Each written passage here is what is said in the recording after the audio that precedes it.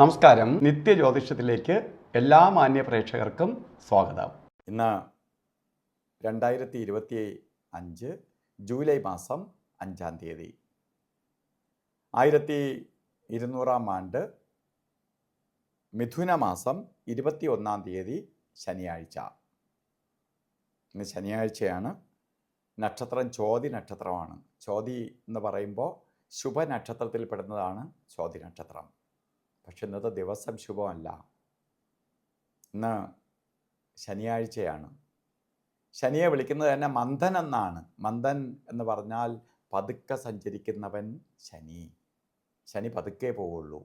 അപ്പോൾ എല്ലാ കാര്യങ്ങൾക്കും ഇഴച്ചിലുണ്ടാവും.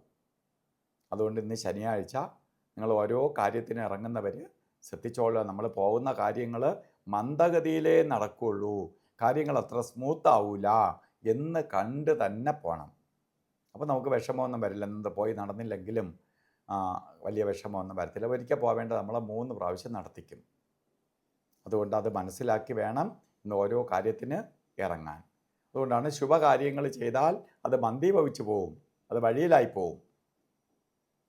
അതുപോലെ നമുക്ക് ഏറ്റവും ശ്രദ്ധിക്കേണ്ടത് മിഥുന മാസത്തിലെ ചോതി നക്ഷത്രം ബർത്ത്ഡേ ആയിട്ട് വന്നിട്ടുള്ളവർക്ക് ഒരു വർഷത്തെ ഫലത്തെ ചിന്തിക്കുമ്പോൾ, വാർഷിക ഫലം ചിന്തിക്കുമ്പോൾ വളരെ സൂക്ഷിക്കണം. കാരണം ഒരു വർഷത്തെ ഫലമാണ് ജനിക്കുന്ന കാര്യവിഘ്നം, എല്ലാ കാര്യങ്ങൾക്ക് തടസ്സം, ശാരീരിക ബുദ്ധിമുട്ട്. ശനി എപ്പോഴും രോഗകാരകനാണ്. നമ്മളെ തന്നെ ഇങ്ങനെ മുന്നോട്ട് ഗമിക്കാൻ സമ്മതിക്കില്ല. നമുക്കതിങ്ങനെ പല രീതിയിൽ നമ്മളെ തടസ്സപ്പെടുത്തിക്കൊണ്ടിരിക്കും.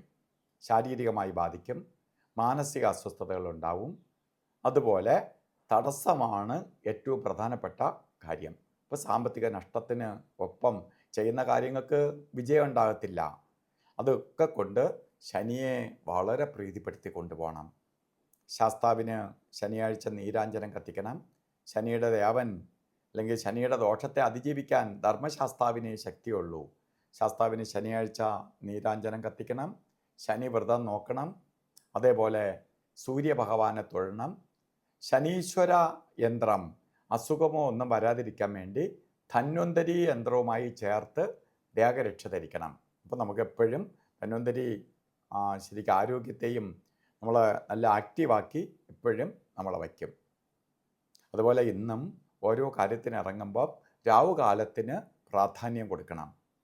കലണ്ടറിൽ രാവുകാലം 9 മണി മുതൽ 10:30 മണി വരെ എന്ന് കലണ്ടറിൽ രേഖപ്പെടുത്തിയിട്ടുണ്ടെങ്കിലും രാവുകാല സമയം വരുന്നത് 9 മണി 21 മിനിറ്റ് തൊട്ട് 10 മണി 56 മിനിറ്റ് വരെ രാവുകാല സമയമുണ്ട്. ഈ സമയം ഒരു ശുഭയാത്രയ്ക്കും എടുക്കരുത്.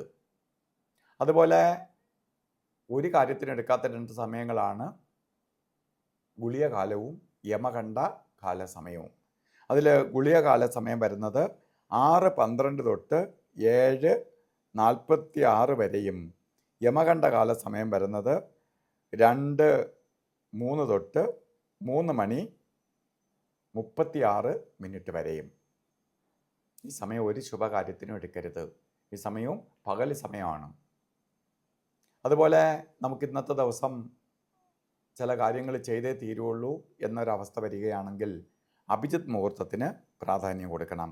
12:05 തൊട്ട് 12 മണി 53 മിനിറ്റ് വരെ 48 മിനിറ്റ് നേരമാണ് അഭിജിത്ത് മുഹൂർത്തം.